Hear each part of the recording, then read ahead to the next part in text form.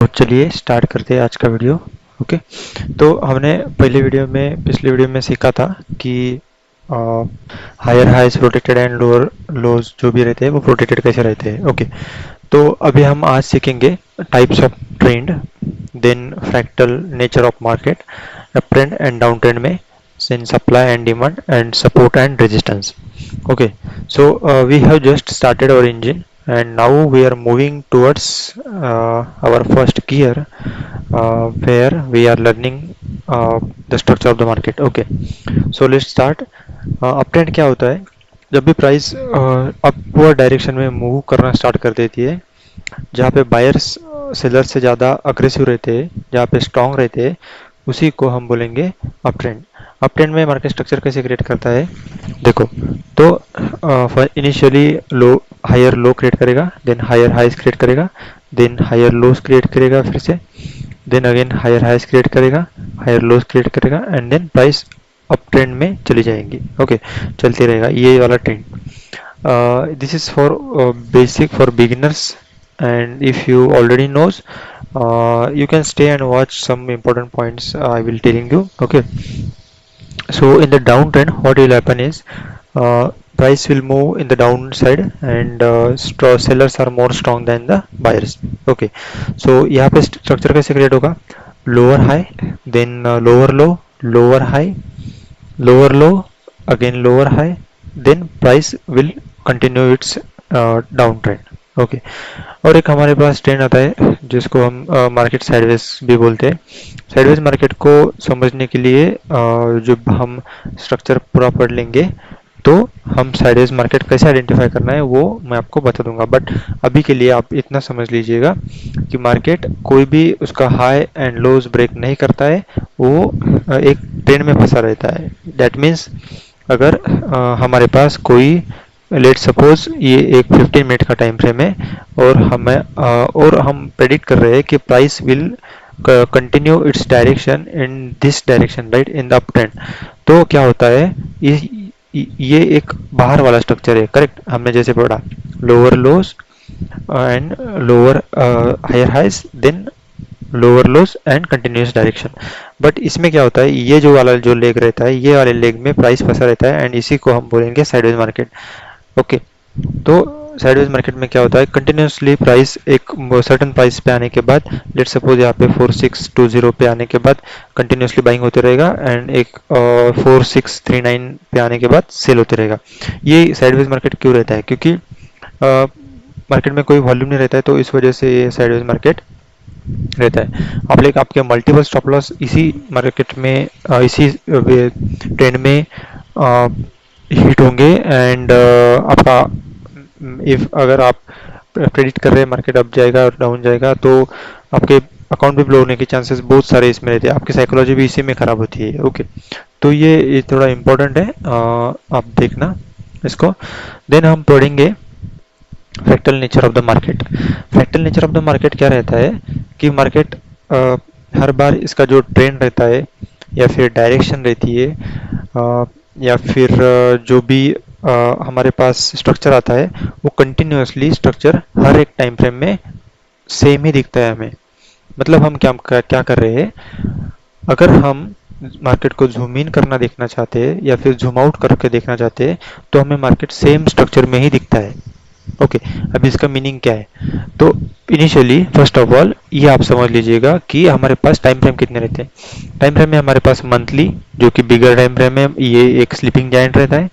Then हमारे पास weekly time frame है, daily time frame है, H4 है, देन H1 है, 2 आवर्स का भी चार्ट है, 2 आवर्स का भी टाइम फ्रेम है, 30 मिनट्स है, 15 minutes, 5 minutes, 3 minutes, 1 minutes. Okay, so ये हर से एक टाइम फ्रेम अलग अलग टाइम फ्रेम है। अगर आप हर एक टाइम फ्रेम में मार्केट को देखोगे तो आपको सेम ही स्ट्रक्चर मार्केट क्रिएट करता हुआ दिखेगा।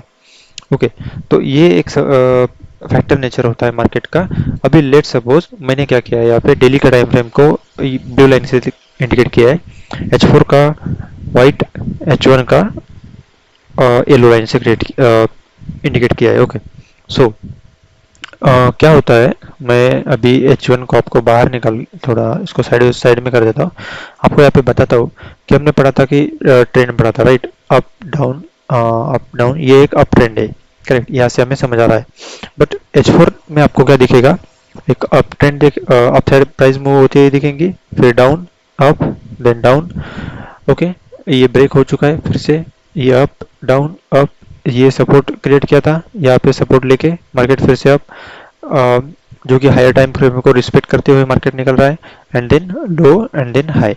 ओके, तो अगर मैं फिर से H1 को यहाँ पे इंक्लूड कर दूँ तो आपको कुछ स्ट्रक्चर ऐसे दिखेगा, राइट। एच अभी यहाँ पे क्या हो रहा है, H1 में अप डाउन मूवमेंट्स आपको इसमें भी दिखेंगे, जो भी एक बिगर टाइम फ्रेम का स्ट्रक्चर है हमारा, इसमें ये वाला जो येलो वाला लाइन है वो अप ट्रेंड दिखेगा, देन फिर यहाँ पे सपोर्ट लेके लेके फिर से हायर टाइम फ्रेम को रिस्पेक्ट करते हुए ऊपर निकल गया। ओके, तो ये हम चार्ट पे भी देखेंगे अभी। तो आप बस ये समझ लीजिएगा कि फ्रैक्टल नेचर क्या होता है। ओके, तो आई होप आपको ये समझ आया होगा। हम चार्ट पे भी देखेंगे, अगर आपको कन्फ्यूजन लग रहा है तो कोई इशू नहीं है, मैं आपको चार्ट पे भी दिखा दूंगा। अभी हम पढ़ेंगे डाउन ट्रेंड में। डाउन ट्रेंड में कैसे होता है, इसको मैं H1 को थोड़ा सा साइडवेज कर लेता हूँ। I have already drawn this to minimise our time. Okay, so यहाँ पे ये ये जो ब्लू लाइन है ये डेली का है, तो daily time frame down up down up down. Okay, then H4 में अगर हम देखेंगे तो higher highs, lower highs, then lower lows, lower highs, lower low, lower highs, lower low, lower highs, lower low, and then again ये break हो चुका है, break होके मार्केट अप ट्रेंड में निकल चुका है। Then again this breaks to down side, down side जाने के बाद फिर से market down trend higher time frame को रिस्पेक्ट करते हुए नीचे जा रहा है। ओके, तो आई होप आपको डाउन ट्रेंड में ये कुछ चीज़ें समझ आई होगी। अभी मैं इसको आपको 1 आवर टाइम फ्रेम में दिखाता हूँ, कंफ्यूज मत होना। What it will doing is, market हर एक टाइम फ्रेम पे आपको सेम ही दिखता है, बस मैंने क्या किया है, बड़ा टाइम फ्रेम में इनर टाइम फ्रेम जो H4 टाइम फ्रेम है हमारे पास एंड H1 टाइम फ्रेम है, उसको ड्रॉ करके आपको दिखाया है। करेक्ट, तो डाउन ट्रेंड में अगर मार्केट है तो हमको हमें क्या करना है, सेलिंग ही देखना है, अगर अप ट्रेंड में है तो क्या करना है, बाइंग ही देखना है। ओके, सो ये समझने के लिए थोड़ा इम्पोर्टेंट है। देन अगर हम H1 को देखेंगे तो higher lower highs, then lower low, lower highs, lower low, lower highs, lower low, lower highs, lower low, again market ने ब्रेक कर चुका है highs, so we are moving to up trend now. तो यहाँ पे एक higher highs, higher low, higher highs, higher low, higher highs, then यहाँ पे ब्रेक हो चुका है, क्योंकि मार्केट को बिगर टाइम फ्रेम को रिस्पेक्ट करना है, दैट मीन्स ब्लू लाइन को रिस्पेक्ट करते हुए मार्केट डेली टाइम फ्रेम को रिस्पेक्ट करते हुए नीचे जा रहा है। करेक्ट, तो ये बन जाएगा अभी रेजिस्टेंस। रेजिस्टेंस के बाद हमारे पास ये रेजिस्टेंस जो बन रहा है, तो मार्केट शिफ्ट हो चुका है डाउन ट्रेंड में फिर से। तो then lower lows, lower highs, lower lows, lower highs, lower lows, lower highs, lower lows, then again it's shift to bullish to move towards इस its daily time frame. Daily time frame पे आने के बाद lower time frame में हमें क्या दिखेगा, market shift होते हुए दिखेगा अप ट्रेंड में। तो higher highs, lower higher highs, then higher low, higher highs, again यहाँ पे मार्केट रिस्पेक्ट करते हुए शिफ्ट हो चुका है इट्स डाउन ट्रेंड में। तो ये ऐसे होता है, आपको हर एक टाइम फ्रेम में मार्केट कंटिन्यूएशन में दिखता है। ओके, तो अभी हमें सेम चीज़ें चार्ट पे भी देखना है, तो हम कैसे देखेंगे, देखो मैंने ये ऑलरेडी ड्रॉ किया है, मैं अभी डेली का टाइम फ्रेम आपको दिखाता हूँ। हम मार्केट स्ट्रक्चर, मार्केट कैसे स्ट्रक्चर को मार्क करना है वो भी मैं आपको बताऊंगा। यहाँ पे देखिएगा ये वाला जो लाइन है ब्लू लाइन, तो higher highs, lower low, higher highs, lower low, दिन market continuously in bullish trend में था, तो हमने हमारे पास यही एक स्ट्रक्चर मिला है। उसके बाद अगर मैं H4 में जाके आपको दिखाता हूँ, तो H4 में आपको देखो ये वाला व्हाइट वाला जो लाइन दिख रहा है आपको, ये वाला मैंने ड्रॉ किया है H4 में। तो H4 फर्स्ट सेकंड, थर्ड, यहाँ पे ब्रेक हो चुका है, यहाँ पे क्लोजिंग भी अप साइड है, then again move to down side, फिर से हमने यहाँ पे एक ब्रेक देखा है, okay, then we move to down, up, down, मतलब आप देख रहे हो। अब जो भी बड़ा टाइम फ्रेम है हमारे पास, डेली का टाइम फ्रेम है, उसमें हम मल्टीपल स्ट्रक्चर्स देख रहे हैं, करेक्ट। तो ये हाइज हो गया, then down, up, down, then continuously जो वाइट लाइन है वो अपसाइड जाती हुई आपको दिखेंगे, ओके। देन अगर हम H1 में देखेंगे स्ट्रक्चर को, don't be confuse, it is just a structure marking. When you learn the structure marking, you will be able to understand and you will be able to mark the structures. बस आपको समझना चाहिए, समझने के लिए मैं आपको बता रहा हूँ। सो येलो लाइन के अभी हम देखेंगे, तो ये H1 का चार्ट है, मैंने H1 का चार्ट लगाया है, 1 आवर टाइम फ्रेम। तो यहाँ पे ब्रेक हो चुका है, then it moves up, again pull back down, moves up, यहाँ पे आप देख सकते हो, यहाँ पे पुल बैक लिया है, अप डाउन अप, मतलब देखो अभी H4 में ही मार्केट ने क्या किया है, यहाँ पे 1 2 3 4 पुल, मतलब 1 2 टाइम्स पुल बैक दिया है, करेक्ट, H4 को अगर रिस्पेक्ट करते हुए। सो ये इम्पोर्टेंट है आपको लर्न करना। Then down side up moves, again down up, down up, down up, so continuously H1 में आपको स्ट्रक्चर बुलिश होता हुआ दिखेगा, ओके। तो आप क्या करो, डाउन ट्रेंड का ट्राई करो आपके एंड से ये करने का, मार्क करने का, ओके। और इल्स जो भी नेक्स्ट वीडियो आएंगे तो आप पूरा क्लियर हो जाओगे, आप मार्केट स्ट्रक्चर मार्किंग जब देखोगे तो आपको पूरा क्लियर हो जाएगा, ओके। सो अभी हम देखेंगे support and supply and demand, demand and supply, okay. तो डिमांड क्या होता है, डिमांड वो होता है जहाँ पे प्राइस कंटिन्यूसली आके प्राइस राइज करती है, अपवर्ड मूवमेंट देती है, ओके। एंड सप्लाई वो होता है जहाँ पे प्राइस आने के बाद आपको प्राइस फॉल होते हुए देखेंगे, जहाँ पे सेलर स्ट्रांग होते हैं उसको हम बोलेंगे सप्लाई, और जहाँ पे बायर स्ट्रांग होते हैं उसको क्या बोलेंगे, डिमांड बोलेंगे, राइट। तो अभी अभी देखो, अभी देखो इसमें हर एक और इसमें क्या रहता है, हर एक पॉइंट मार्केट में एक सप्लाई एंड डिमांड की तरह एक्ट करता है। अगर ये सप्लाई एंड डिमांड की तरह एक्ट नहीं करता तो प्राइस मूवमेंट कैसे अपवर्ड जाता, आप सोच सकते हो, करेक्ट। तो यहाँ पे एंड इसमें क्या रहता है, एक down move before the up move will be acting as a demand, okay, and up move before the down move will be also acting as a supply. तो ये हम अभी चार्ट पे देखेंगे, जो भी रेड कैंडल बनती है ये कभी भी आपको डिमांड की तरह काम करते हुए दिखेंगी, प्राइस टैप किया ऊपर चला गया, फिर से जो भी डाउन कैंडल रहती है before the up move will be acting as a demand zone, correct. जो मैंने आपको बोला है वही यहाँ पे दिख रहा है, राइट। इसको बोलेंगे हम सप्लाई एंड डिमांड। तो अभी क्या अभी मैं क्या बोलता हूँ, आई मीन सप्लाई क्या रहता है, जो भी अप मूव्स रहता है before the down moves will be acting as a rejection, okay. तो ये एक रिजेक्शन की तरह ऐड कर सकता है, तो यहाँ पे मार्केट ने टैप करके डाउन साइड चला गया है, राइट। तो डाउन यहाँ पे देखिएगा, फिर से जो भी अभी हम डाउन में जाएंगे तो ग्रीन कैंडल को देखेंगे, जब हम आउटसाइड जा रहे थे तो हम क्या देख रहे थे, रेड कैंडल को देख रहे थे, करेक्ट। तो ये होता है, उसके बाद हर एक पॉइंट आपको यही होता हुआ देखेगा।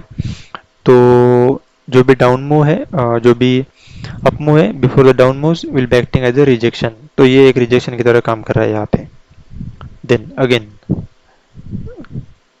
जो भी रेड कैंडल ग्रीन कैंडल है will be acting, sorry green candle है जो भी acting as a supply, okay. देन हमारे पास ये एक सप्लाई बन के आ रहा है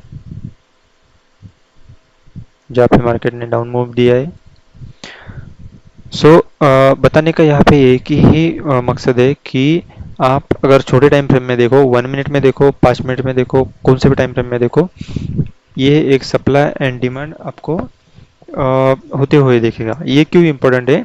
क्योंकि अगर आप कोई एंट्रीज वगैरह बना रहे हो, अगर मार्केट उस लेवल को रिस्पेक्ट नहीं कर रहा है तो वो प्राइस क्या करेगा, आपके अगेंस्ट चला जाएगा। अगर रिस्पेक्ट कर रहा है तो आपने जैसे सोचा है वैसे ही कैंडल्स वहाँ पे क्रिएट होंगी, राइट। ये इसकी इसी के लिए ये समझना थोड़ा इम्पोर्टेंट है, तो मैं आपको इसी के लिए अब बता रहा हूँ। देन अगर आप ये भी देखोगे, this will be also acting as a rejection. Up moves before the down moves up, I mean green candle selling, red candle आपको बाइंग। ये एस एन डी हर एक टाइम फ्रेम में होता है। अभी एस एन डी को क्या है, एस एन डी को हम बाद में भी पढ़ेंगे डिटेल्स में।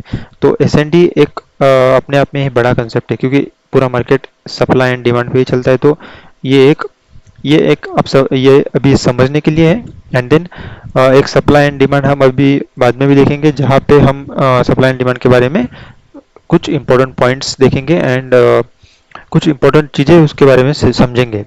अभी हम क्या करते हैं, support and resistance. What is support and what is resistance? तो सपोर्ट क्या होता है, जहाँ पे प्राइस कंटिन्यूसली बार बार आके वहां पे रुकता है, राइट। अगर आप ये एक जोन ड्रॉ करोगे तो यहाँ पे प्राइस ने कंटिन्यूसली मूवमेंट कितने बार दे दिया है, देखो। ये ऐसा नहीं रहता है कि देखो, अगर एक बार टैप कर रहा है तो उसको भी हम सपोर्ट बोलेंगे, 2 बार टैप कर रहा है उसको भी सपोर्ट, वो सपोर्ट पे ही आके बाइंग दिखाएगा। फिर से 3rd बार टैप कर रहा है वो वही वे भी दिखेगा आपको, 4th बार कर रहा है। तो मल्टीपल टाइम्स भी हो सकता है और 1 टाइम्स भी हो सकता है, राइट। बट आपको क्या देखना है, अगर सपोर्ट के पास आ रहा है और उसका मार्केट स्ट्रक्चर या फिर समथिंग वो हमें कंफर्मेशन दे रहा है कि बाइंग के लिए है, तो हम बाई के लिए जा सकते हैं सपोर्ट पे, करेक्ट। तो सपोर्ट को समझने के लिए यही इंपॉर्टेंट है कि प्राइस मल्टीपल टाइम्स एक जोन में आती है और उसी के बाद एक राइज देती है, उसी को हम बोलेंगे सपोर्ट। एंड रिजेक्शन और रेजिस्टेंस। रेजिस्टेंस के बारे में अगर आपको मैं यहाँ पे ड्रॉ करके दिखाऊँ, ये भी एक जोन है। तो आप देखो, ये जोन पे आने के बाद मार्केट ने कंटिन्यूसली रिजेक्शन लिया है, करेक्ट। ये जोन पे आने के बाद मार्केट कंटिन्यूसली रिजेक्ट कर रहा है यहाँ पे। अगर यहाँ पे हमारे पास कोई कंफर्मेशन मिलता है तो हम यहाँ पे सेल करेंगे।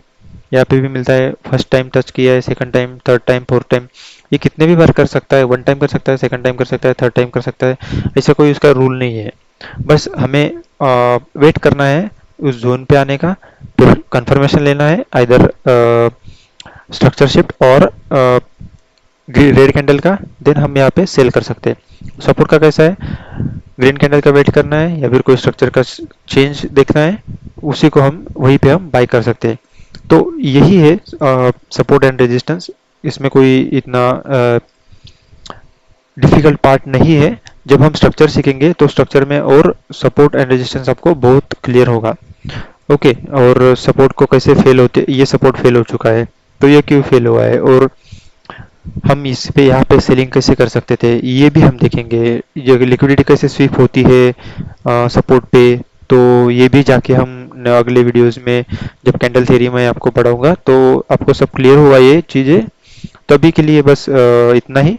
और आप अपने आप से ट्राई करो मार्केट स्ट्रक्चर ड्रॉ करने का, चीज़ें चीज़ों को देखने का।